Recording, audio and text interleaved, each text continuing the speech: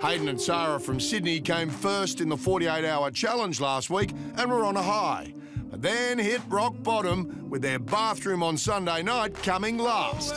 It's been a big kick in the guts, and Sara's not handling it well.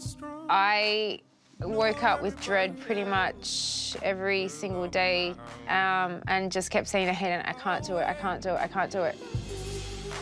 But him being such a great husband, he was able to provide me that emotional support that I needed and just, like, help me try and snap out of it.